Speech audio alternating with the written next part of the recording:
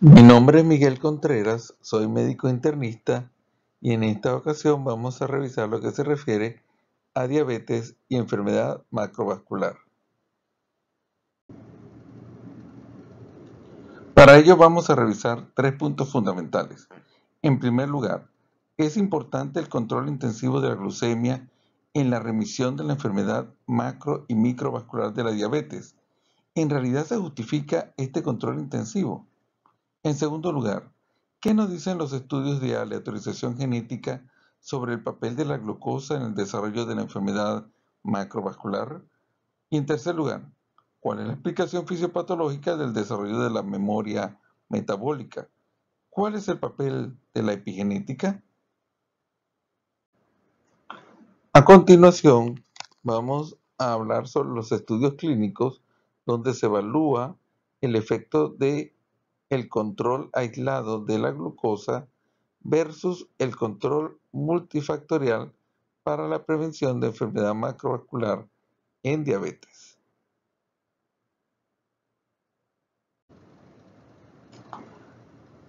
El control intensivo de la glucemia en pacientes diabéticos con al menos 10 años de evolución va a determinar los siguientes resultados. En primer lugar, no altera de forma significativa la mortalidad general, no altera de forma significativa la mortalidad cardiovascular, disminuye las complicaciones microvasculares y duplica el riesgo de hipoglucemia severa. Evaluando el impacto del control del colesterol, la presión arterial y la glucemia en la incidencia de coronariopatía, destacamos entonces el papel del colesterol en este punto.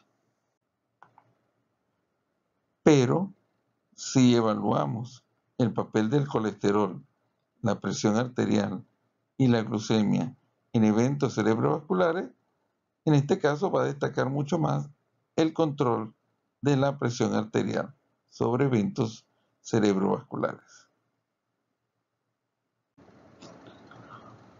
Una forma de comparar el impacto del control de la glucosa sobre el resto de los factores en la enfermedad macrovascular es calcular el NNT de la glucosa, tanto en coronariopatía como eventos cerebrovasculares como enfermedad cardiovascular. Podemos ver que dicho NNT es mucho más alto para la glucosa que para el resto de los factores como colesterol y presión arterial. Este es un metaanálisis reciente comparando el control aislado de la glucosa versus el control multifactorial para la disminución de los diversos elementos de la morbimortalidad cardiovascular. En el caso de la glucosa, el único factor que dio resultados significativos fue disminución de IM no fatal. Y aunque en el control multifactorial el único factor que dio significativo fue la disminución de eventos cerebrovasculares, es fácil apreciar la diferencia en el impacto del control multifactorial versus el control de la glucosa de forma aislada. ¿Por qué es mucho más sencillo disminuir complicaciones microvasculares que disminuir complicaciones macrovasculares en diabetes?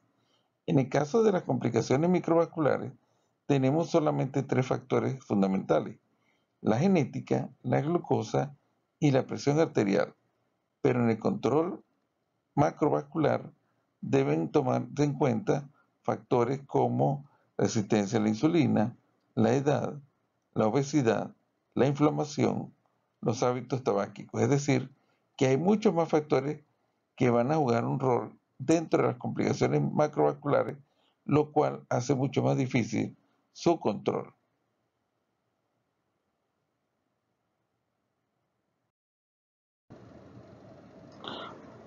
Concluimos entonces que los estudios clínicos apoyan el control multifactorial de la enfermedad macrovascular en diabetes. Vamos a hablar ahora sobre los estudios a largo plazo en diabetes, es decir, aquellos estudios que aunque fueron finalizados, se continuó realizando un seguimiento de los pacientes para evaluar el efecto del tratamiento intensivo en dichos pacientes. Para ello veamos este gráfico donde los cuadros en gris representan el diseño original del estudio y los cuadros en blanco el seguimiento de los pacientes. En este caso, tenemos los estudios del UKPDS, el ACORD, el ADVANCE y el BADT, o estudio de los veteranos en diabéticos tipo 2, y el DSCT y su seguimiento, el EDIC, en pacientes diabéticos tipo 1. Y en todos estos estudios, tanto en el diseño original como en el seguimiento, se puede apreciar que hubo disminución de complicaciones microvasculares. Para la mortalidad cardiovascular, tanto en el estudio UKPDS como en el estudio DSCT, en el diseño original no hubo disminución de dicha mortalidad, mas sí hubo disminución de la mortalidad durante el seguimiento. En el estudio ACORD, tanto en el diseño original como en el seguimiento, no hubo disminución de la mortalidad cardiovascular, más bien todo lo contrario, hubo aumento de la mortalidad cardiovascular.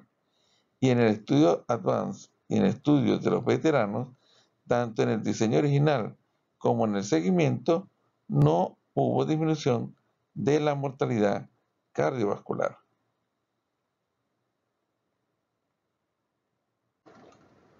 Para la morbilidad cardiovascular, tanto en el estudio UKPDS como en el estudio DSCT, durante el diseño original no hubo disminución de dicha morbilidad, mas sí hubo disminución de la morbilidad durante el seguimiento.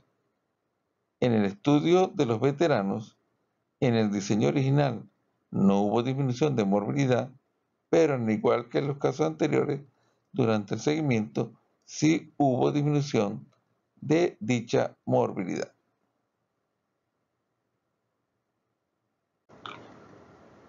Concluimos entonces que el control intensivo de la glucosa disminuye eventos cardiovasculares, pero a largo plazo.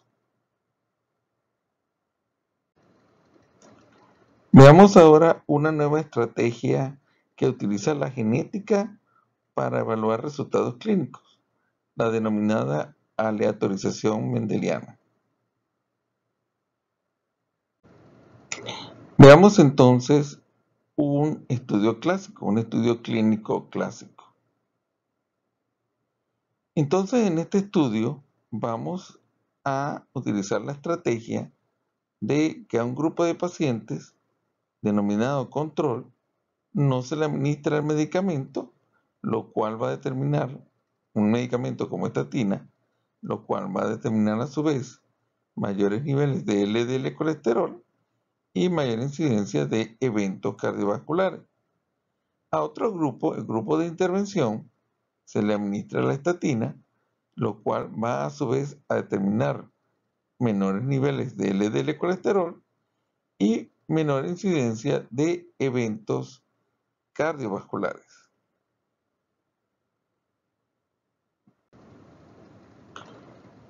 En los estudios de aleatorización mendeliana, utilizamos el efecto de la segregación al azar de los alelos, que sería una forma de que se distribuyan las características al azar.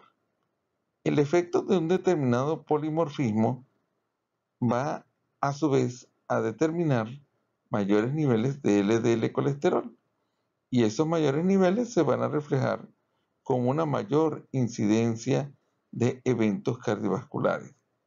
Por otra parte, otro tipo de polimorfismo podría a su vez producir menores niveles de LDL colesterol, lo cual a su vez entonces llevaría a una menor incidencia de eventos cardiovasculares.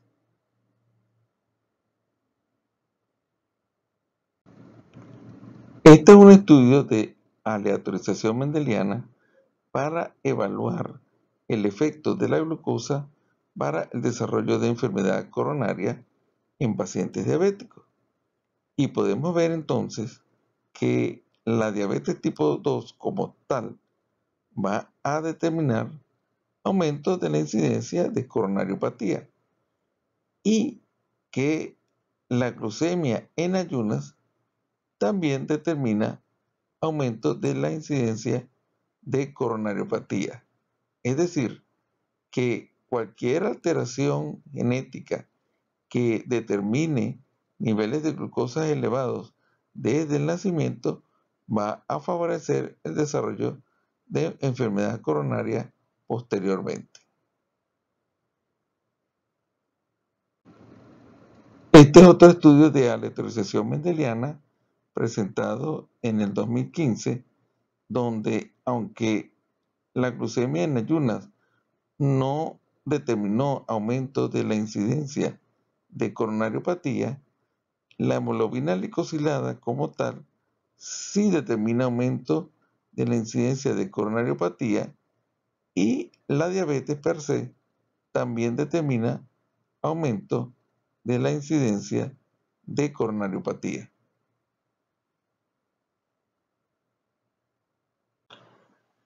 Este es un estudio de aleatorización mendeliana sobre el efecto de la estimulación del receptor de GLP-1 sobre la enfermedad cardiovascular y específicamente sobre coronariopatía.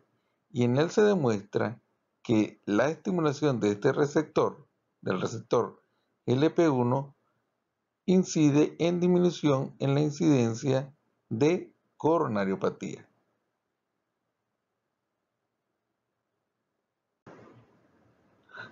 Tenemos entonces que la aleatorización mendeliana refuerza la hipótesis de que el control de la glucosa permite disminuir la incidencia de enfermedad cardiovascular a largo plazo. Vamos a hablar ahora sobre diabetes y memoria metabólica, la conexión epigenética. Para entender la memoria metabólica, vamos a evaluar en este gráfico dos tipos de pacientes. Un paciente ideal que al inicio del tratamiento tenía 8.5 de hemoglobina glicosilada y que con el tratamiento se mantiene estable en el transcurso de los años. Este sería un paciente ideal. En rojo tenemos un paciente en el cual se inició con niveles de hemoglobina glicosilada de 8.5, se inicia el tratamiento, al tercer mes presenta ya niveles de 7.5 de hemoglobina glicosilada, pero que en el transcurso de los años va presentando deterioro en sus niveles de hemoglobina glicosilada hasta que en el año número 10 ya tiene niveles de 9 de hemoglobina glicosilada. Este tipo de paciente podría ser tomado por cualquiera de los estudios clínicos que vimos anteriormente, por ejemplo, del estudio de los veteranos.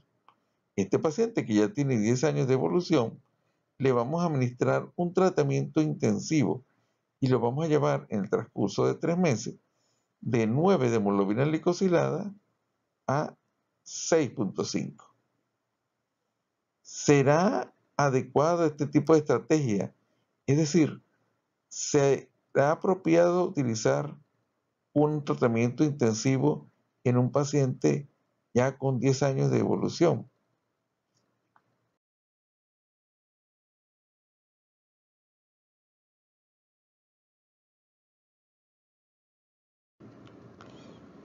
El área que se encuentra entre la línea amarilla del paciente ideal y la línea roja del paciente que no ha sido controlado de forma adecuada constituye lo que se llama el legado negativo, es decir, el peso de la glucosa tras 10 años de evolución, el peso de la glucosa en un paciente que no ha sido controlado de forma adecuada.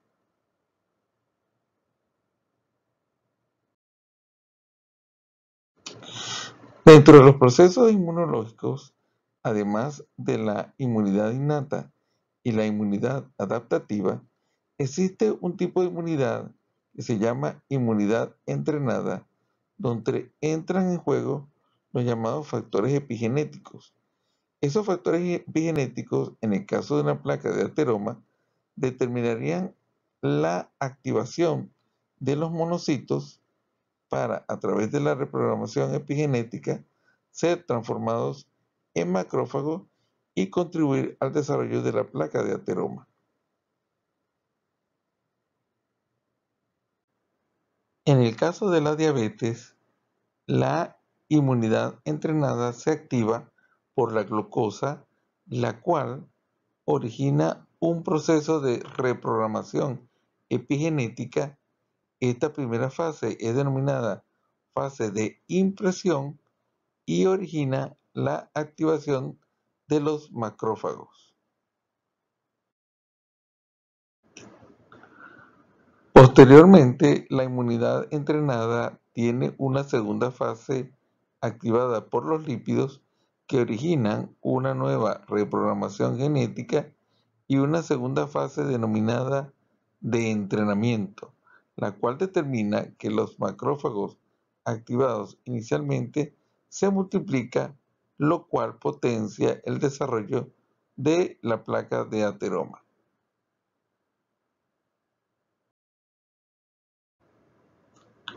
Concluimos entonces que la inmunidad entrenada es la base fisiopatológica de la memoria metabólica, donde la glucosa es el desencadenante inicial de la reprogramación epigenética, reforzada por lípidos en las fases subsiguientes. Por su atención, muchas gracias.